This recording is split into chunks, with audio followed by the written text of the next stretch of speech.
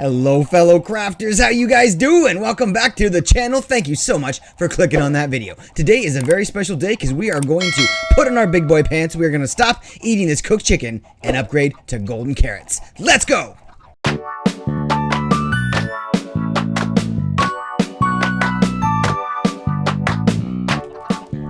Okay, first things first, let's get away from this godforsaken chicken farm and all of its infernal clucking and move over to Industry Island where we can set up our farm that is going to help us get all of our golden carrots. Alrighty, Industry Island is looking pretty nice. There's a hustle and bustle in the air. There's energy around, and I like that. You can hear the minecart moving. You can see the smoke and everything. It looks really, really cool. And I think right over here, once we fill in this gap with our new farm, we're going to be able to move over to this side and start filling in this section. We can start putting in some more roads and stuff. Maybe even some little lamps and stuff. It should be pretty cool. But right here is where we're going to be putting our melon and pumpkin farm. For anyone that saw the title, you may have already guessed it. You're thinking, this guy's going to be selling pumpkins and melons to a farming villager, and you're absolutely right. We're going to build this farm, get a whole bunch of this stuff. We're going to trade that to a farming villager who's going to give us a whole heap load of emeralds for it, and we're going to trade those emeralds right back to him for golden carrots. That's right. We're not going to need any gold. We're not going to need any carrots. All we're going to need is this farm. So let's go ahead and start building. Right here is everything we're going to need. A full stack of rails is what I brought with me, but you won't need all of those. You won't need all this polished diorite either. I just wanted to grab as much as possible just so I had it. You will need a lot of pistons. You will need a lot of observers, so get ready for that. As well, this stuff right here is for the minecart hopper unloading system. Not a mandatory part of the farm, but this is something I like to do, and if you want to go ahead and grab that, you can follow along, but if not, you can always just put down a single hopper to collect all the stuff that you have. So, let's get started building. I don't have the replay mod enabled anymore because we are in 1.17, and they haven't done their update yet, so I'll go ahead, I'll start building, and when I have something to show you guys, I'll come back and give you an update. Okay, let's go.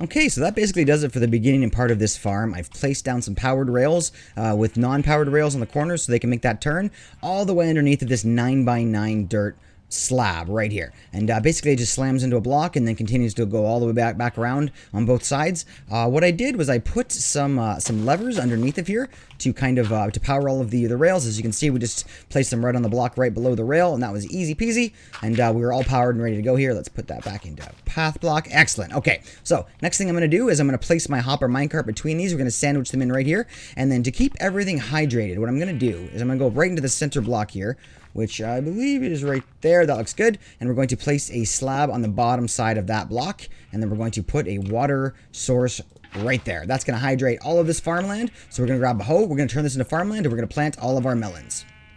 Okay, so we have our nice hydrated farmland now. I went ahead and got a few more seeds. I realized we didn't have quite enough for this project. So the way I'm going to do this is we're going to put melon seeds kind of down the center of the line here. And then we're going to alternate one block without any seeds. And then we're going to put a different plant. So we're going to put melons here. So it's going to be pumpkins, nothing. Melons, nothing. Pumpkins, nothing. And it's going to go on kind of from there. And by alternating the plants like that, we're actually improving the efficiency by quite a bit. And they're going to be able to grow a lot faster this way. So if you end up doing your plants sort of in a long straight line like this and back and forth, and it's not growing that fast, maybe that's why. Try this alternating pattern just like this, and watch that efficiency just skyrocket. It's amazing how much faster this goes. So I'm gonna go like this. I'm gonna alternate. I'm gonna skip over one, and then we are going to go ahead and place the pumpkins next. So we're gonna go back and forth just like this, and I'll come right back when we're done. Okay, now that I've bone mealed every single one of these little plants, we are ready to proceed. The way we're going to do this is using observers to detect a state change in this block right here, meaning it's going to bend over once it finds a plant, which is a state change. And when the observer witnesses that, it's going to send a redstone signal, which is going to ignite a piston, which is going to break this block and just let it rest on the ground, which is going to get picked up by the hopper minecart. That's going to happen very quickly. Trust me, it's going to go super fast. And the way that we're going to set up these observers is actually pretty simple if you do it this method right here. I'm going to look at the top of this plant there. You can see there's a little flat top on it. I'm going to stand far enough away that I'm not in the way of placing it. And then I'm going to right click. If I can stand out of the way. Perfect, just like that. And you can see the little redstone button there is on the top. So we're going to do that basically all around, and we're going to make all these plants have an observer on top of them. And that way it's going to, like I said, detect the state change and ignite the piston next to it. And the entire farm is going to work that way. So we're going to walk all the way around and put up all of our observers, and I'll show you guys how we do the pistons after that. Okay, we are set on observers now. That took about 40 of them. Let's grab our pistons, and I'll show you guys how we do this part of it. I'm going to jump down here so I don't accidentally trample my farmland. Now, I'm going to use that little trick you do with Elytra, where you're able to fly and go into a lie down position. So if I go into fly mode right now, you can see that we are now lying down, and if I look up, all I need to do is right-click on the side of this observer, and that's going to place the piston. So I'm going to basically crawl underneath this entire area here, just like this, like I'm crawling through the mud, and we will be right back once we have this entire farm finished. You know what? You're probably going to have to break all these melons and pumpkins too while you're at it, because they're going to be covering up these holes that you're going to have to fill with pistons, but that's pretty easy with an axe, so just make sure to take one with you. Okay, so now that that part is done, we're going to go ahead and power all of the pistons so they're able to break all of the melons. That's going to be super duper easy. Bam. Powered, just like that. Super easy, guys. Whenever these observers light up, they're going to power basically all of the pistons that are directly adjacent to them, which is going to be either 4 or 3.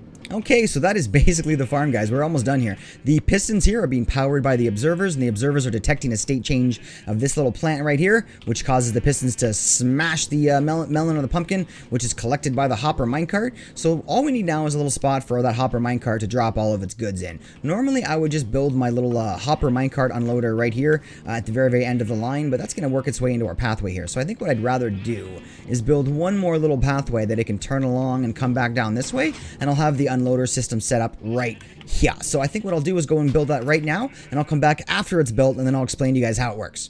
You know what, guys? I think I changed my mind. I think I'd like to show you guys how this minecart hopper unloader works sort of in real time, so maybe it's a little bit easier for you guys to build later. So what I want to do is basically place a hopper down here to collect everything one block outside of my farm. As you can see, most of you will probably be building your collection systems like over here or maybe even over here. The hopper is going to go right outside the farm, so you're not putting that underneath of one of these and possibly wasting some of the stuff that you could be farming. So we're going to place that right there into a chest, and I'm going to put a rail over top of that. Remember to press shift when you're placing that rail, otherwise you'll just look inside of the hopper. Then what we're going to do is place a slab right here. This is if your farm's not working, this is generally why. Sometimes people forget to put a slab here and they put a full block. That has to be a slab. And then on top of that, we're going to place a detector rail just like that. Basically because this has to be a slab so items are able to pass through it. Then what we're going to do is place some amazingly polished diorite right there like that, and we're going to place a rail on top of that block so we get this little bit of an angle sort of coming up here on a slope type looking rail like we have the detector rail right there. Then I can break this rail by hand even, and we know that this one's not going to update. That's just the way these rails work. If I broke this block for some reason, this would update. I have to start all over again, but this is how it should look if you're looking at it the same as I am. I'm going to place a block right on top of it just like that, and I'm going to show you how this circuit works.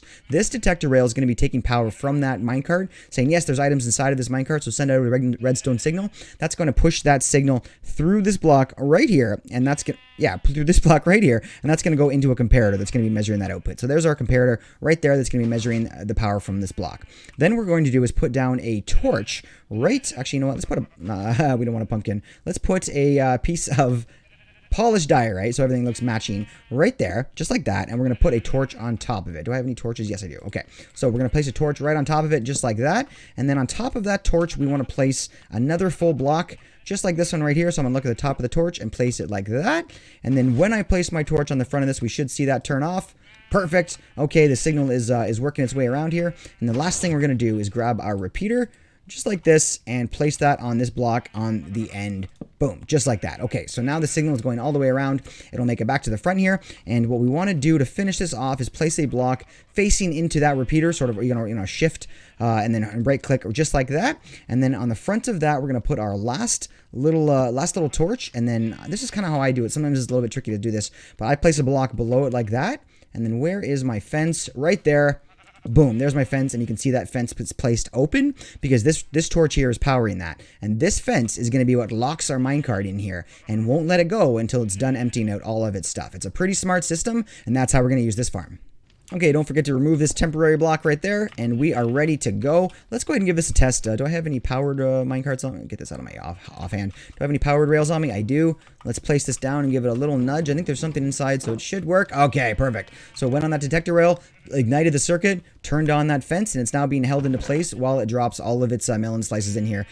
We didn't do this for other farms that we have. For example, we didn't do this for the sugarcane farm. Only reason for that is because the sugarcane farm is very slow. One of these goes goes off every 20 minutes or so, maybe even longer, and then it basically collects very few, and every time it goes around in a circle, it can drop one of those sugar canes into the hopper. Not a big deal. It doesn't get clogged up. This, on the other hand, is a very, very fast farm. As you can see, all this stuff is basically sitting on top there waiting to get collected already, just while this thing is emptying out, which is taking its time. Oh, there's my other torch. Okay, great. So then as soon as that thing is emptied out, it's going to go back around and collect all of these and head back around and continue that process over and over and over again. It's a great little system. It's a great little setup. The only other thing I would do here is probably put some blocks around the edge to avoid things falling off once they break. Sometimes when items break, just like this pumpkin here, it can fall off the edge. So I like to always put some blocks on the side. Maybe we used polished diorite. Maybe we'll use pumpkins. I'm not quite sure yet. So always finish off your farm like that, and we are donezo.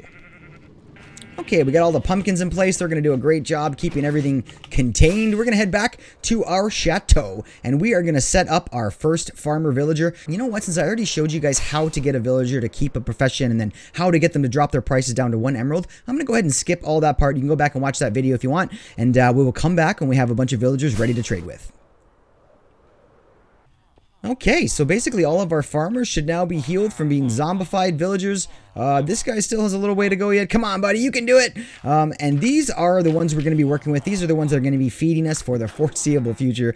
There are 2 different types of farmer villages that you're going to deal with. One of them is going to have pumpkins in the first trade that you see. Right there, there's pumpkins. And then the other one will have something here like some sort of food, maybe cakes or pumpkin pies, that kind of thing. So if you don't see pumpkins in the first trade, he may have to bite the dust. You may have to find another one. But all of these guys have pumpkins, so that means we'll be able to trade both pumpkins and melons with them, which is fantastic. So let's just pick a random guy. How about you, sir? Okay, good. So we've got a bunch of pumpkins and melons on us. You can see here, after just 1 zombification, we've been able to get this guy down to 1 pumpkin per emerald. So just like unlike these guys over here, which we had to actually kill and then regenerate 3 times in a row to get them down to their minimum trade, these guys only need to do once. You only need to do that once, which is amazing. So if I hold down shift and buy a whole bunch of and sell him a whole bunch of pumpkins, instantly we're gonna level him up to the next level. We're gonna get a whole bunch of XP, and of course we're gonna get a whole bunch of emeralds as well. If I right click on him, now you can see we've got melons as well as pumpkins. So we've got all sorts of good stuff that we can trade with him.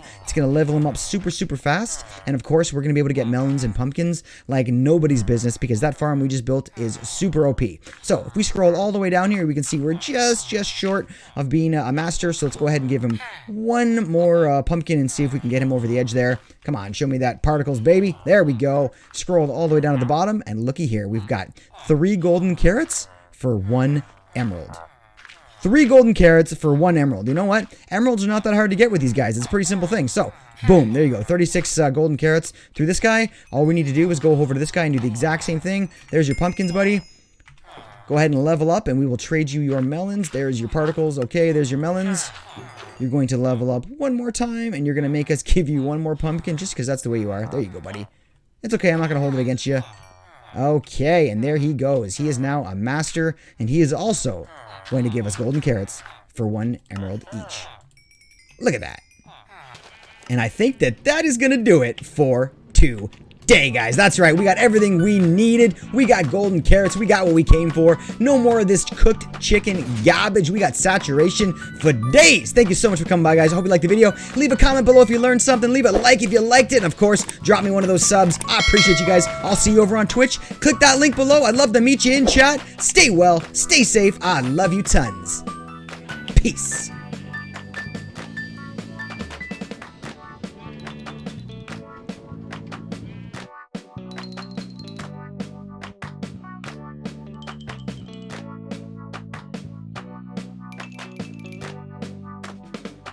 Okay, bye-bye.